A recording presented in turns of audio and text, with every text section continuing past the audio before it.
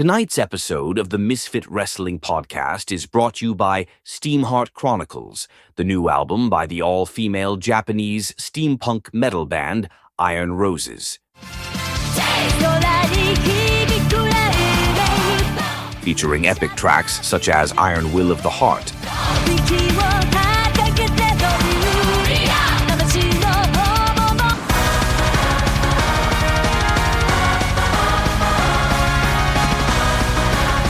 Warriors of Destiny,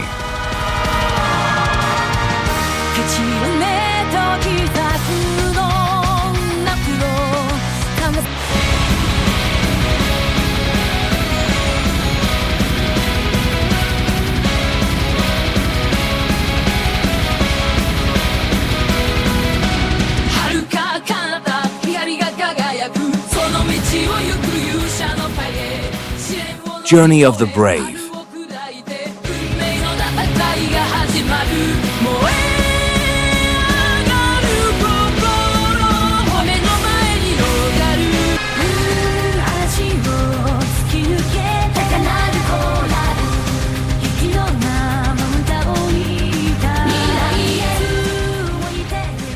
and much, much more.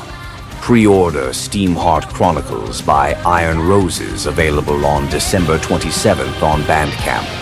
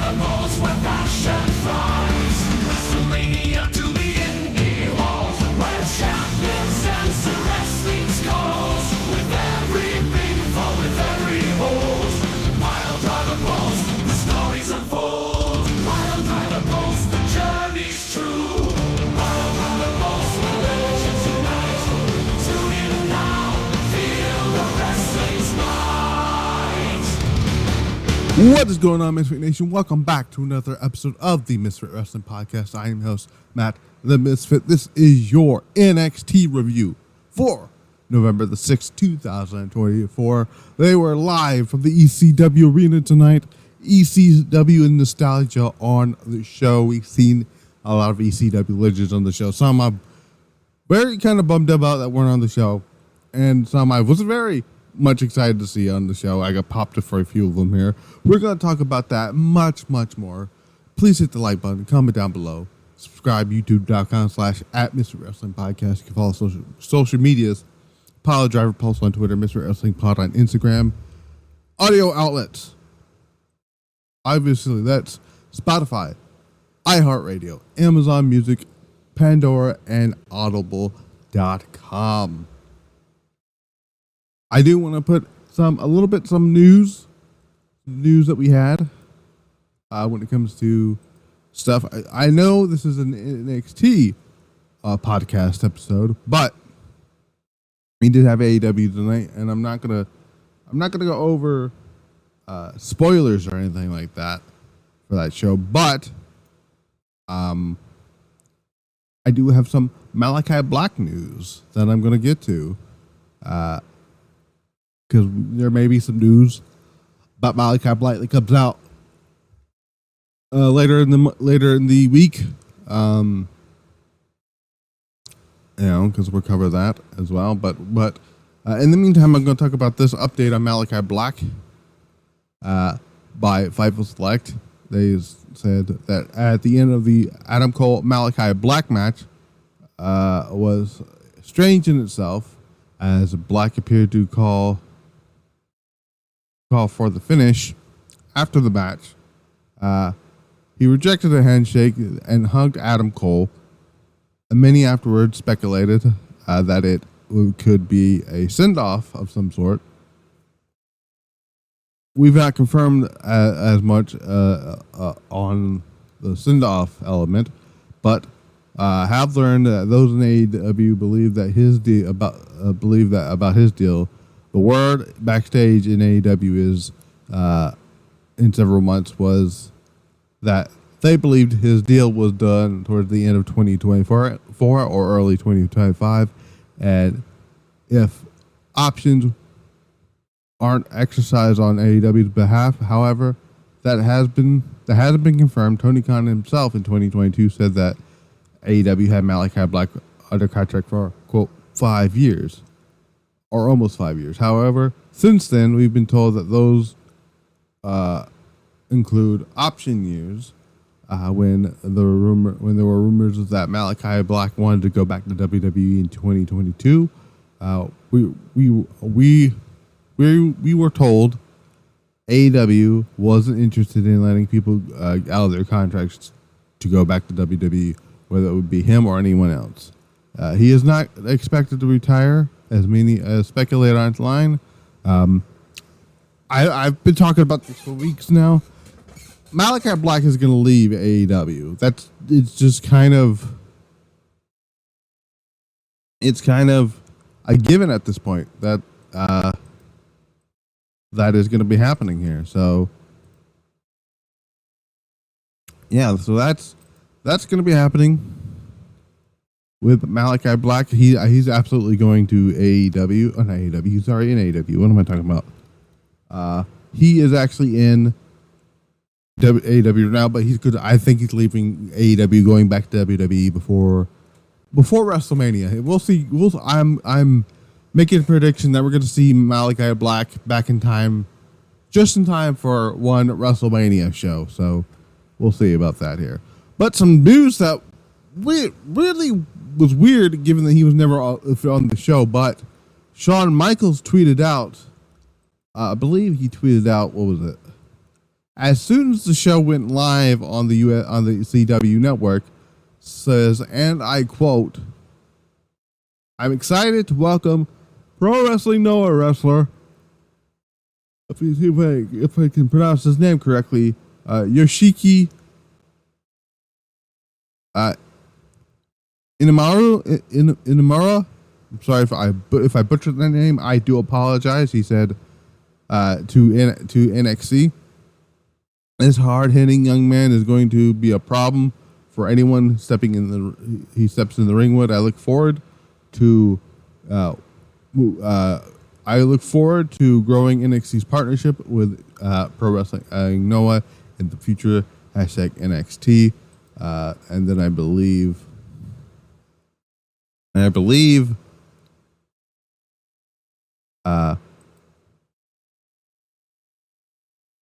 Pro Wrestling Noah put out a tweet in Japanese. I have to translate it here. Let me see if I can do a better translation here. It says, Yoshiki's NXT Masha Shiguya, I'm sorry if I butcher that again, has been confirmed. Yoshiki has arrived at the WWE Performance Center and was welcomed by PC CEO Shawn Michaels. He will be able to reunite with N1 competitors Tevon Heights and Josh Briggs. Look forward to Yoshiki's performance. So this is some big news here that we found out about earlier today about this. This was very interesting to hear this news.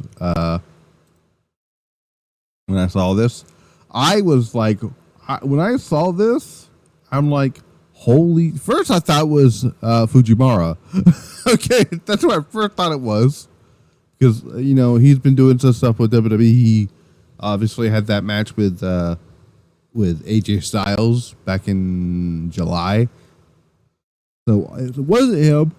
However, and he also did the commentary for the Japanese side of things on, whoever runs the Japanese stuff for WWE. But he did it for SummerSlam, so, which I thought was pretty cool. Let me see if I can. I'm trying to. Something else I'm about to read here. Give me a second. Give me a second here. I'm trying to find the tweet. There was a tweet I was fixing to read. I'm trying to find the damn thing. There we go. All right, so I was trying to find something. I do apologize for that. So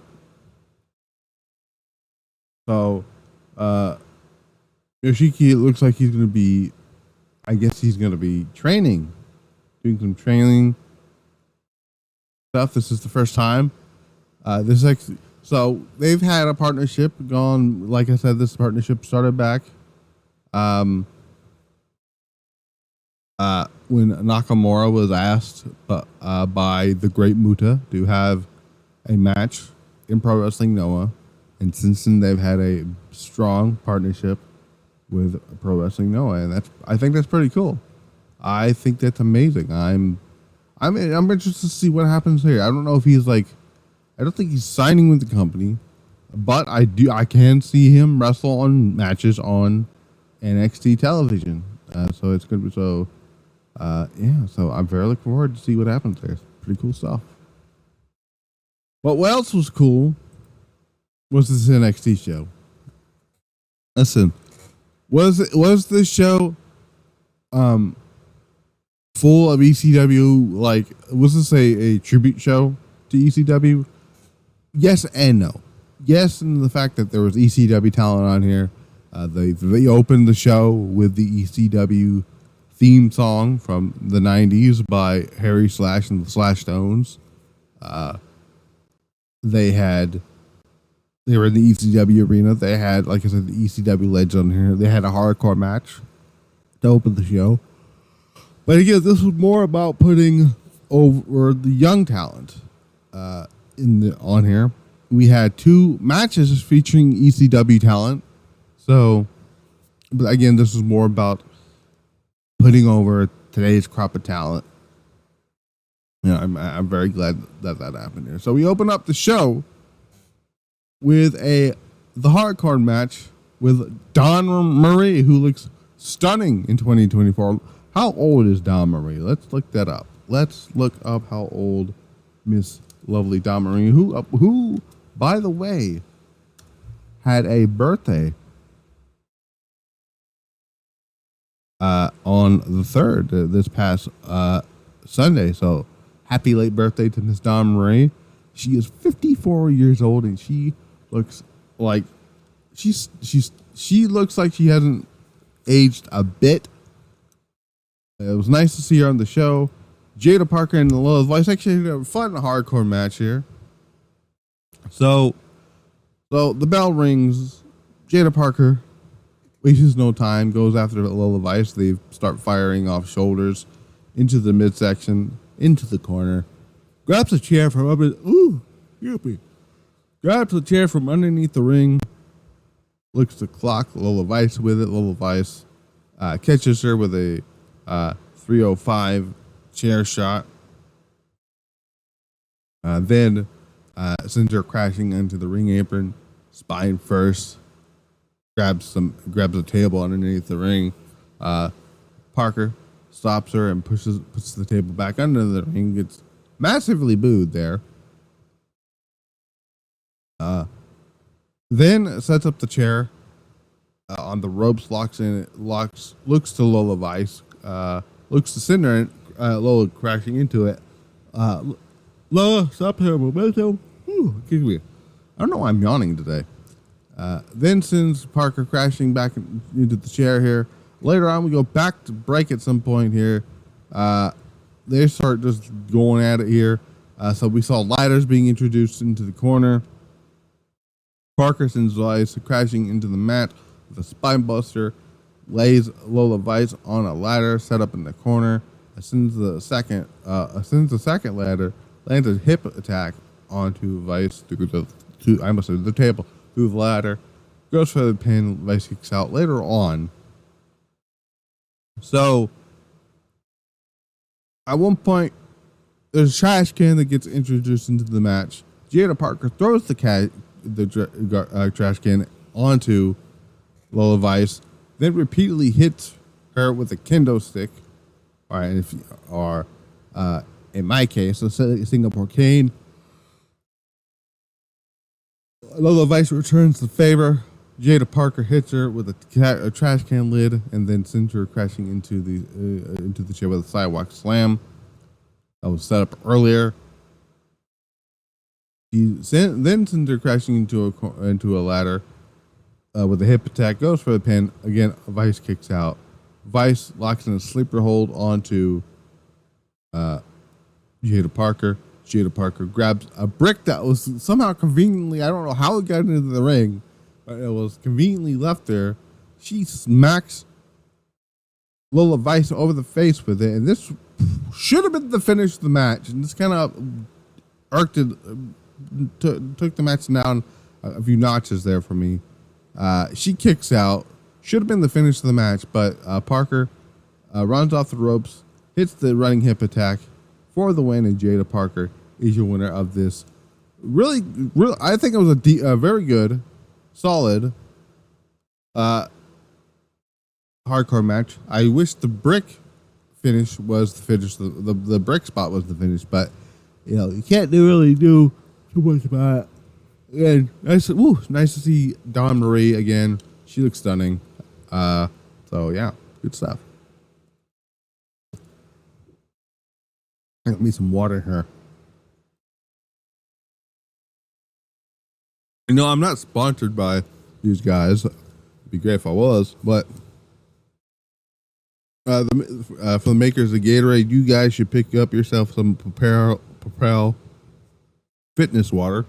I prefer the grape flavor, but normally I like to tend to drink a lot of sodas and tea, and this is weird. So my stomach can't handle drinking sodas at night because then I don't know what it is about it. It's just weird. It's just weird. Like if it's like for some reason I can handle Sprite at night, which is odd. But by the way, did any of you guys, just out of curiosity, I know this is not wrestling related, but do you guys ever, when you guys get sick, do you just want to drink, Sprite or something like that, like something not too heavy? Like that, it happens to me. I'll drink Sprite or 7-Up or something like that, or just drink water or something, right? But when I go to bed at night, I usually drink mostly tea, because I don't know, just better for my. It just I don't know. It's just weird like that. But here lately, I'll be drinking, Mountain Dew Code Reds. That's my go-to drink now. I know, sure, Coca-Cola is my favorite drink of all time, but I don't drink it as much around. Like I do, if I go to like a fast food joint, I'll get a Coke or Dr. Pepper if they have it. If their Coke, sometimes their Coke doesn't feel like, tastes like it's done. Anyways, but I've been drinking a lot more of the Propel water stuff. So I'm not sponsored by them, but good stuff here. Anyways, back to the wrestling. Behind the scenes stuff, what goes on in my life there. So we see RVD, the second of a few legends appearing on the show tonight.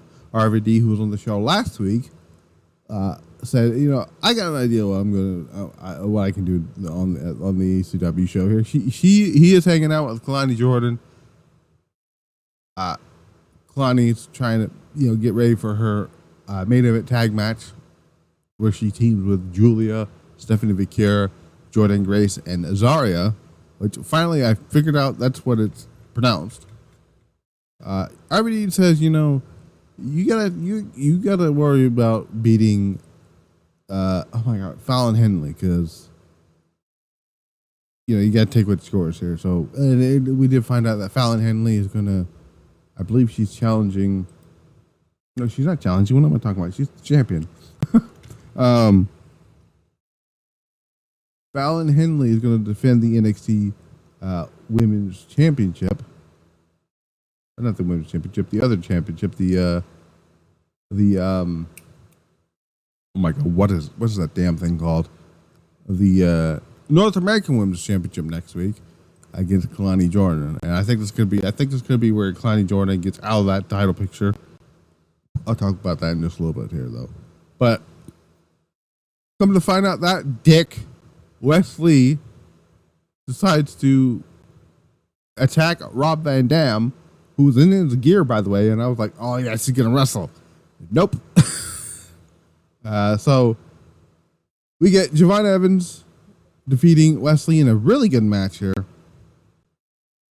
But so we seen a freaking brainbuster on the damn steel steps. We see some great stuff here from both guys. Wes Lee again at some point gets a chair from underneath the ring. He looks to hit Javon Evans with it, and the referee. This is where I should have been like, they should just let these guys, everyone on this show, get away with doing everything, having no rules on this show in the matches, because it's the ECW Arena. Come on now. So the ref takes the chair from Wes Lee. Evans then rolls up Wes Lee, gets a 2 count. Evans delivers a cutter to Wes Lee, lands a second one off the top rope, looks to pin Lee, but Lee rolls out of the ring. Evans looks to land a tope suicida on Wes Lee, but Lee moves out of the way, and Javon Evans goes crashing into Vic Joseph and Booker T at ringside, who are calling the action of the show. Wes Lee dumps Evans back into the ring, grabs the chair again, looks to hit Javon Evans with it. RVD's WWE theme hit, because obviously he was not going to pay Pantera for a walk, so he's got the WWE theme. He makes his way down the ring. Wes Lee looks to hit RVD with a chair. RVD moves out of the way. I thought he was going to hit fucking Wes Lee with the Van Daminator. That's not what happened. But so Javon Evans takes advantage, lands a tope suicida on him. Then lands a cutter off the top rope, looks to do a 5-star frog splash. It wasn't really that fun, but the 5-star, it was. He tried to get it halfway to the ring, but he got it, but it wasn't a 5-star frog splash. You should leave the 5-star frog splash up to RVD. But Javon Evans gets the win, and RVD and Javon Evans celebrate afterwards. We head backstage. Fun little match, by the way. Great little match there. I don't think this is going to be the end of this here with these two. Though I can see them. Well, I'll talk about that in a second here, because we found out what Ava's announcement is. Eddie Trope tried to have another word with Ava. Didn't work out as Ava tried to get to the ring here. So Ava announces, or says it's been an exciting night so far. Says that it's an honor to hold NXT in the ECW Arena. Says the energy is electric, and says Philadelphia fans are the most hardcore fans. It says the men's and women's division Women's Iron Survivor Challenges will return in Minneapolis, Minnesota for NXT Deadline, and boo was how they responded. I was sort of disappointed a little bit. Not that the Iron Survivor Challenge or the NXT Deadline pay-per-view was coming back, but the fact that was like not a War Games announcement or something, right? Anyway, Mr. Stone disagrees with Ava, saying Philadelphia is the most hardcore fan base because Boston is. He started going off on these guys and it's like,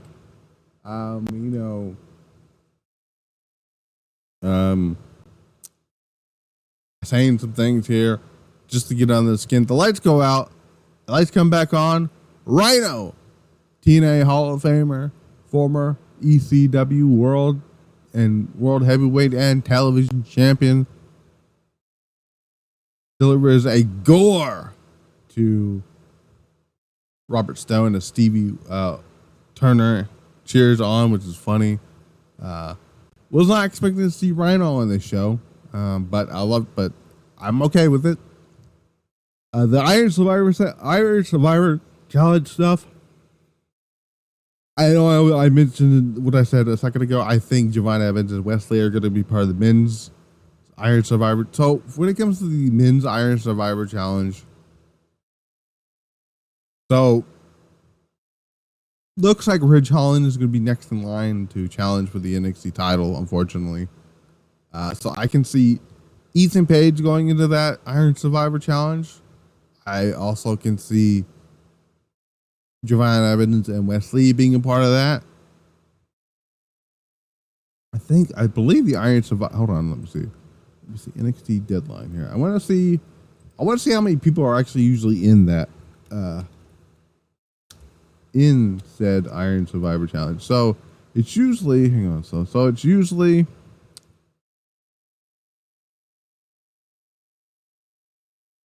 I'm trying to okay, so it's usually 5 people. So if I had to, all right, so for the men's, and I'll save the women's for last here because that's the main event, but for the men's, if we're going to go, all right, so let's go to the NXT roster here. Let's look at the men's NXT roster here. All right, so for the men's NXT roster, the main NXT roster, I can see, obviously, Ethan Page, Javon Evans, Wes Lee. Those are the names I'm picking out right now.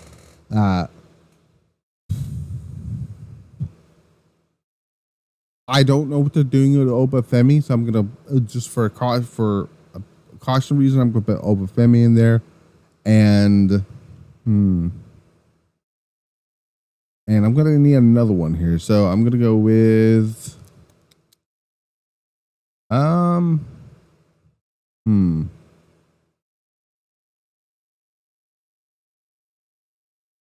you know what?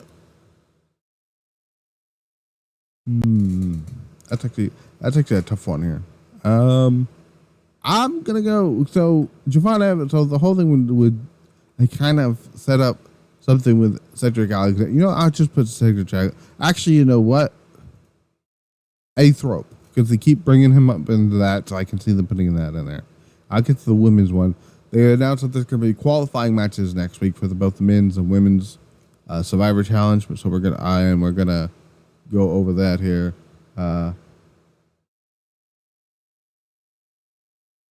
So yeah.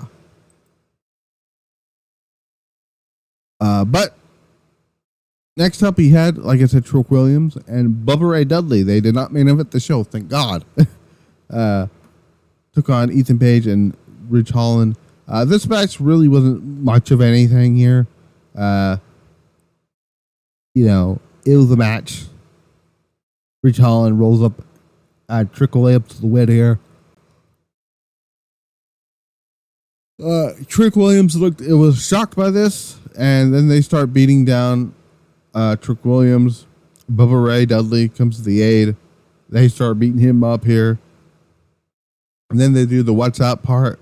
Tells him to go, does the get the tables. They go look for the tables. There's no tables underneath the ring because we found out earlier that there's not going to be any tables underneath the ring, which is weird that they got rid of so many tables underneath the ring when they just did a a hardcore match with tables underneath the ring. Anyways, Devon Dudley makes his way down to the ring with a table.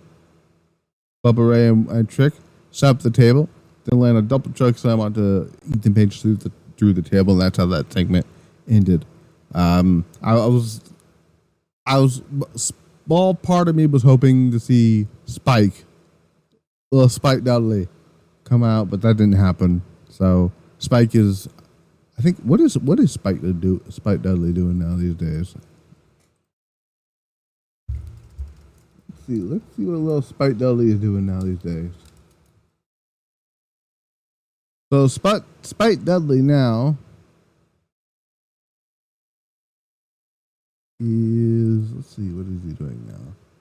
So Spike Dudley is now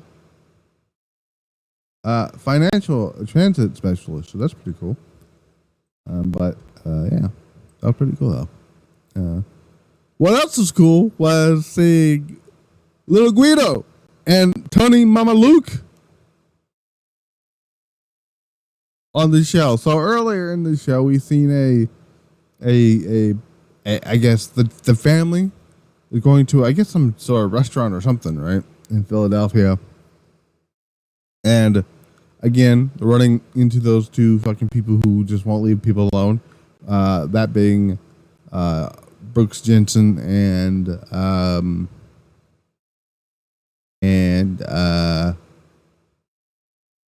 oh my God, what Sean Spears. And he again brushes Sean Spears off. Tony Mamaluke and Nunzio come in, or I'm gonna call him Lil Guido here because that's I like the name Lil Guido better. But Guido basically says, I'm talking to Ava. Now we got some stuff here. Next week, Nikita, oh my God, what the fuck is her name? Why did I forget her name for? Oh my God, this is gonna fucking, oh, Adriana Rizzo. That's what for some reason I couldn't remember her name for a second. Says next week you're gonna take on Nikita Lyons because obviously Rizzo cost Nikita Lyons her return match last week, I think it was, to Kalani Jordan, I believe. And so they've set that up. That match is up for next week. But says, I've also been talking to Ava, and Ava says, and you're going to put the NXT North American Championship on the line against me. So then we have Tony D'Angelo defending the NXT North American Championship against Little Guido. This match is what this gimmick was made for. This match was really nothing but a comedy spot, and that's what it was for. Nunzio. That's what the FBI was. The FBI was never supposed to be taken seriously. That's what a lot of people don't understand about some of the stuff here. Like the BWO never supposed to be taken seriously. The full-blooded Italians were never supposed to be taken seriously. Well, it was nice to see Lil Guido and Tony. I was not expecting Tony Mamaluke to be up on the show. Nunzio or Little Guido. So I had to look up how old this dude was, right? So let me see. Well, first of all, Tony Mamaluke is 47 years old and he looks great. But Little Guido comes out, shredded as hell, right? Looks like he can still go, and he can. Dude is still 52 years of age.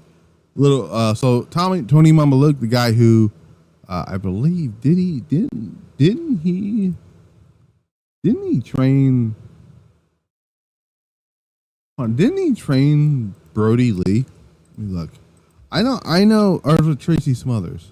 I know Brody Lee was trained by somebody in the full-blooded Italians. It might have been Tracy Smothers. No, it was Tony Mamaluke. I was correct about that.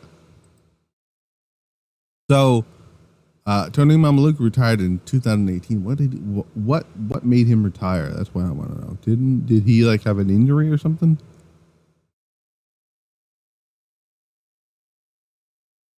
So Mamaluke.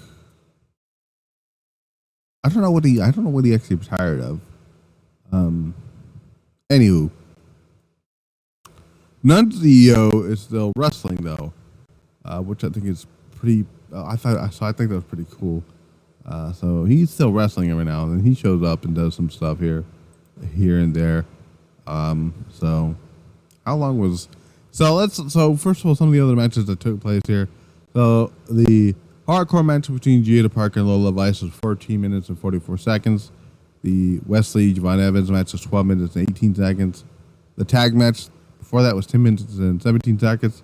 And they've got Tony D'Angelo defeating Little Guido. Like I said, I love how they both were trying to hit each other with stuff here. We've seen a Sicilian slice from Little Guido that popped me. And then he did the little thing he normally does, where he is about to get sent to hell, and does the branding of the whoever cross he is, praying to whoever God he's got. Choke slam to Little Guido, and Tony D'Angelo retains the championship after the match. D'Angelo and Guido hug it out, and they all hug it out. The rest of the family with Tony Mamaluke. So Tony Mamaluke, the FBI, and the family. Again, this faction, this gimmick was made specifically for this stuff to happen here. So I'm glad that they put the family together with the full-blooded Italians. I wouldn't mind seeing the full-blooded Italians come back full time. Because can you imagine Nunzio being involved more often with Tony D'Angelo? I think that'd be pretty cool though. So earlier we seen a backstage segment with Ava, who is with Robert Stone, who's being carried by the lovely Stevie Turner. I don't remember exactly what she said to Stevie, but I guess she told Stevie to do something with Robert Stone. As Fraxium, the NXT Tag Team Champions, walked into frame and said, I looked at her like, so what's next for us, basically? And he said, next week I'm going to talk about what's going to be next and how we are going to decide on the next challengers for the tag team titles. And Axiom asked, do we have to be there? She's like, not really, no. So Axiom's like, oh, this was great. We can then strategize for that. And then Nathan Frazier's like, well, actually, I don't know about you, mate, but this is going to be a day off for us, for me at least, is what he said. So we'll see what's going to happen with that there. We also saw after the Tony D'Angelo Little Guido match, you saw. So they're clearly setting up either Brooke Jensen or Sean Spears as the next challenger for Tony D'Angelo's title, because it seems like they are officially moving on from Obafemi, since Obafemi did to get his rematch at Halloween Havoc and lost. I can see Obafemi being moved on either to the main roster or getting into the Iron Survivor Challenge match at Deadline. So then we also saw William Regal talking with Lexus King, basically saying, you're nothing like your father, and I'm sorry that I tried to make you like him. He shook his hand. He walked off. He turns around, runs into the no quarter catch crew. He says, "Not the best of luck there, old man. I thought we could call him Pops, but he says, Rio's like, I told you guys I was gonna watch all you guys. Tavian Heights and oh my god, who the fuck is the other guy in the group here? Oh my god, this is gonna fucking annoy me now.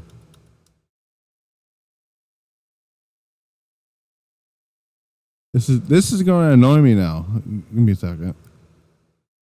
Who else is in that? Miles Bourne, that's what it is. So basically tells Miles Bourne and Tavian Heights that, it's your faction too. It's your group too. You're good for the tag team division, same as you, Erin Sinclair. So remember that or whatever. So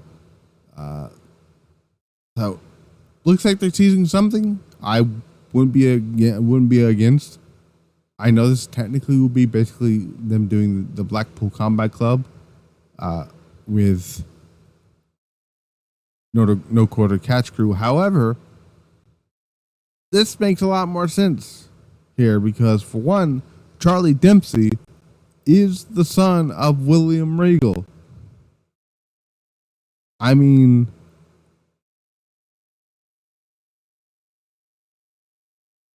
what else do I need to tell you there? Main event: Roxanne Perez, the NXT Women's Champion Roxanne Perez, Cora Jade, and Fatal Influence, the NXT North American Women's Champion Fallon Henley, with JC Jane and Jasmine Nix. They took on the team of the Avengers of NXT, Jordan Grace, the former former TNA Knockouts champion who lost the title to Masha Slamovich at Bound for Glory. She teamed with former World Star champion Julia, Stephanie Vicura, Zaria, and Kalani Jordan. Earlier in the night, we saw some interactions here. We saw the baby faces, being like, we're gonna kick their ass tonight. We're gonna make sure they know who is running this joint here. We've seen Lash Legend and Jakar Jackson show up. That seemed to be squashing that rumor that they've been called up to the main roster. Putting everyone on OS, basically. So we'll talk about that in a second here. And then we saw the heel team do the same thing. They didn't really do anything with Jakar Jackson and whatnot, but yeah. So this is a fun little main event here. I'm just going to go straight to the ending of the match because that's where I want to talk about. They kind of did set up Zaria. Seems like she may be going next for the NXT North American Women's Championship, but we'll see about that here. So near the end of the match here, Lash Legend. Well, before that, we see Kalani Jordan do a beautiful moonsault off the top rope to the outside, taking out the heels. And Zaria at this point is the legal woman, so is Roxanne Perez. Lash Legend and Jakar Jackson appeared at ringside. Julia clocks Jackson. Vakir levels Lash Legend with a crossbody off the top rope. Like I said, Zaria and Perez tag in. Perez hits a tope suicida on Zaria. Cora Jade delivers a cannonball off the top rope to take down herself, Jordan Grace, and Kalani Jordan. Perez dumps Zaria back into the ring. Zaria gets Perez up on her shoulders. Roxanne escapes. By the way, happy birthday to Roxanne. Happy late birthday to Roxanne. She turned 23 yesterday. Who's having a phenomenal run with the NXT Women's Championship right now. So again, happy birthday to probably my favorite champion in WWE right now, if I'm being completely honest. So yeah, but Jordan Grace intercepts her. Zaria sets up for a spear onto Roxanne. Roxanne moves out of the way, and Zaria accidentally spears Jordan Grace, which I thought this would be like, oh no, Jordan Grace says, oh no, the babyfaces are going to lose here because of that. Roxanne sets up for Pop Rocks. Zaria avoids it, hits the F5 onto Roxanne Perez and pins the NXT Women's Champion. Jordan Grace, Julia, Stephanie Victor, Zaria, and joining Ari winners. They stand tall as the show goes off the air. So for NXT show tonight, I thought this was really good. So when it comes to the Iron Survivor Challenge for the women, they kind of alluded to this being the NXT, not the NXT Survivor. So I could see this, but they're all baby faces. I don't know if they're going to want to do that. So what I think is going to happen, and I made the suggestion on Twitter, that I think that the people who have pinned Roxanne are going to be a part of the Iron Survivor Challenge. So I'm thinking Zaria. I'm thinking Stephanie Victor. All right, so there's that one. You could put, and then you're gonna have to put heels in here. So and then I would put, Val Henley's are the NXT North American Women's Champion, so you can take that out here. You could put. Like, what the fuck is her name? Fallon Henley. No, not Fallon Henley. What the fuck is the other person name? JC Jane. I was trying to think of her name for a second. And then you can put, you could add Lash Legend as Jakar Jackson to that if you want. But I feel like you actually know it'd be Cora Jade. And then you could put either Lash Legend or Jakar Jackson in it. Or if you want, you can put Jaida Parker in it because Jaida Parker says she's not done with the NXT Championship. So you could do that. And then Julia, I think, is going to get her rematch with the championship at Deadline. Because I think it's about time that Julia gets her match, her fair rematch against Roxanne for the NXT Women's Championship. So that's what I'm thinking is going to happen. I don't know that for a fact, but that is my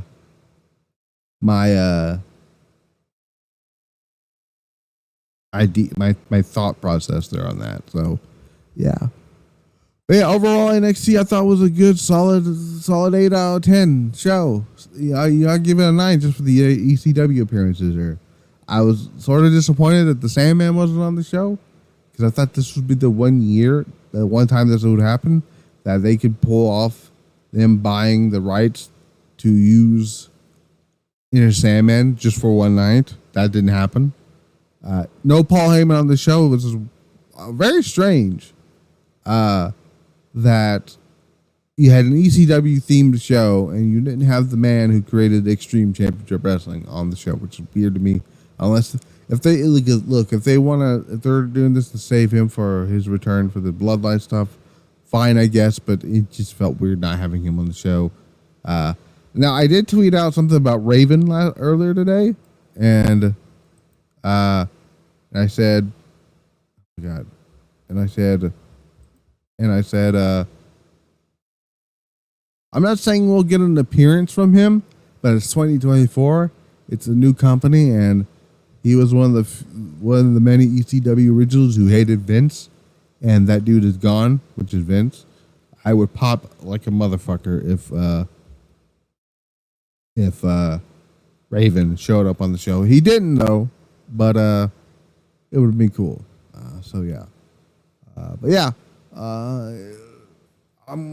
that's all I gotta say here.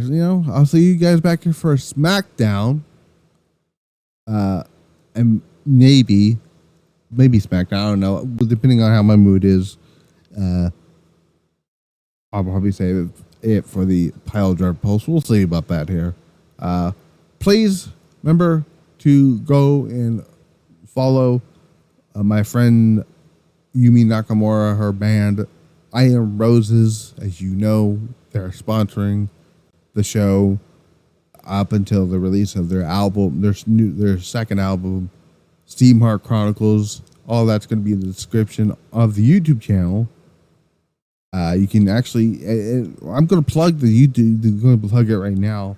The Bandcamp site. Their page. You can go there. Go to the Iron Roses Band jp.bandcamp.com, where you can go pre-order the new album now, or you can go to their social medias, where they're on their YouTube channel, under youtube.com/at I believe it's